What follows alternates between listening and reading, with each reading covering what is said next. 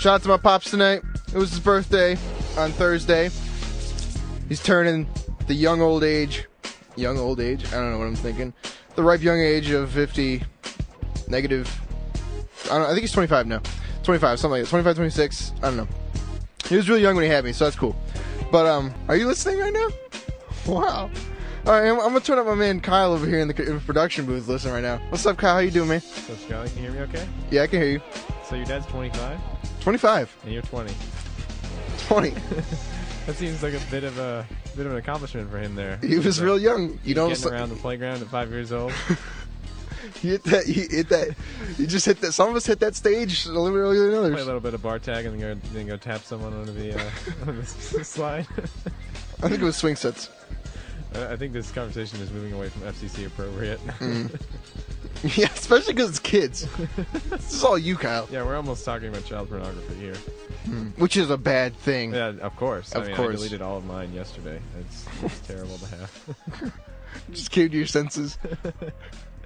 I just think it's fun. I look over here and you look at me like, oh my god, this is a train wreck. Looking over here like, man, this kid is bombing. He really never recovered from swine flu.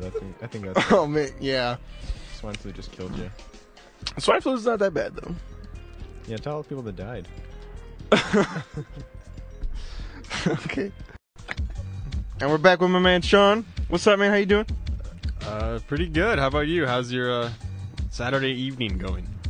Well, seeing as though I've only been in it for about, 20 minutes because I woke up. In consciousness? Well, what do you got going on for your Saturday evening?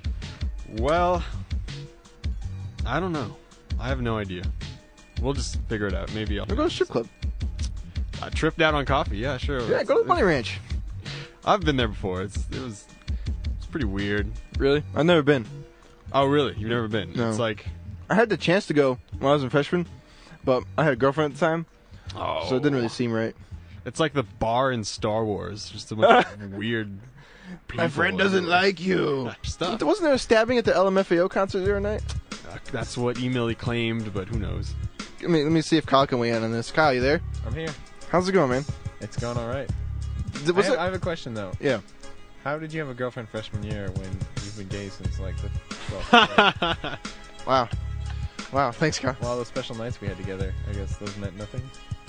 Kyle. Am I not supposed to talk about that on the air? Of course, Kids. the party I was at on last Saturday, apparently there was a stabbing there, too, but that was a rumor, as I found out. Stabbings are in style right now. Yeah. I love Stabbing stabbings. is a fashionable rumor at the moment. It is a fact. It's the in trend. Yeah. Skylar Orr was stabbed at her during his show tonight. Don't stab me. Actually, it wouldn't be you. It'd be Kyle. It was me. It would be Kyle. I've got the knife right here. How long is your neck?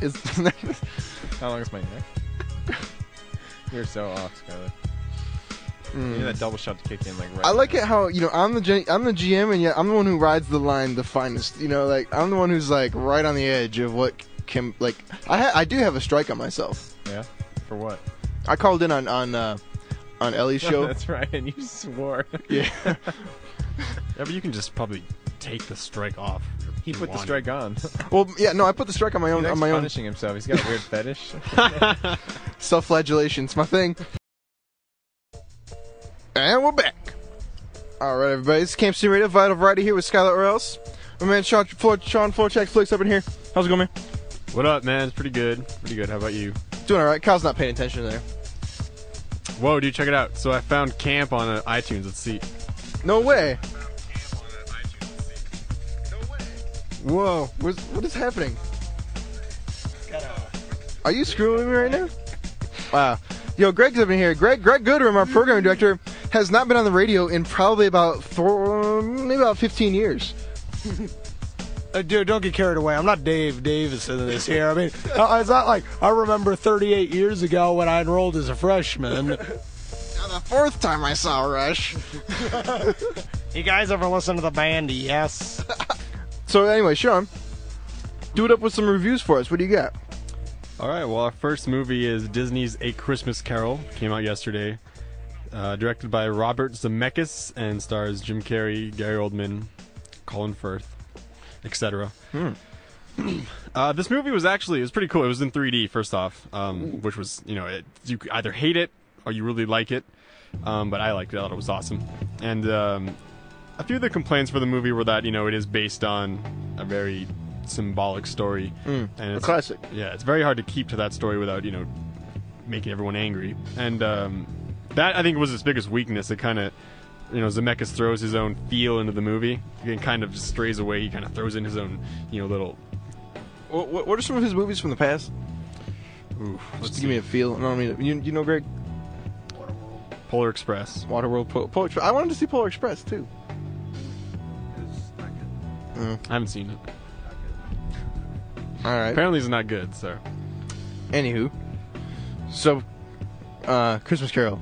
So yeah, I mean, he throws in his own version of the story. I mean, his own of the symbolicism in the story, and it some people might like it, but it's almost a new take. The visuals are awesome. Like they're really really good. They're Isn't it like breathtaking. a kind of a hybrid animation real time thing? Yeah, because Or did I just see a weird poster? No. Yeah, I think you're right because in the credits they had stuntmen. They had all kinds of different. They basically take real people and it's like a mix of CGI and real. Oh, okay. And the visuals were just, especially since it's 3D, people in the audience were literally like gasping because it was so, just awesome. Like this? No, I wish, but Oh. You mean like, oh, this isn't or or. Okay, I'm feeling it. I smell what you're cooking. So yeah, all right, we got off track there. So yeah, but it's a Christmas story. Get in the Christmas spirit. Go. Did they make that scary when that one ghost comes by, the dude with the chains? Oh. Did they make it cool? Because that's my favorite part of the whole that story. That was nuts. Was it? This movie, okay, this movie is a, PG? Yeah, this was a PG movie. And, when that guy comes in, he yells so hard that his jaw snaps open, and it's just kind of hanging out, and every time he talks, his jaw just flips around. And it's like, if a kid were to see this, he would probably just cry for, days, But aside from that, it was a pretty awesome movie. Get in the Christmas spirit, go see it. Don't get bored.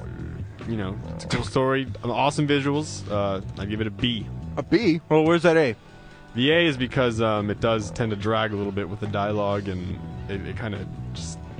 There's some moments where it's too much. You got one more review for us, man? What do we got? All right, here we go. We got, in honor of Rammstein, we got The Men Who Stare at Ziegenlaters. A.K.A. The Men Who Stare at Goats. This movie, starring George Clooney, Jeff Bridges, Ewan McGregor, and Kevin Spacey, who, in my opinion, was the funniest in the movie.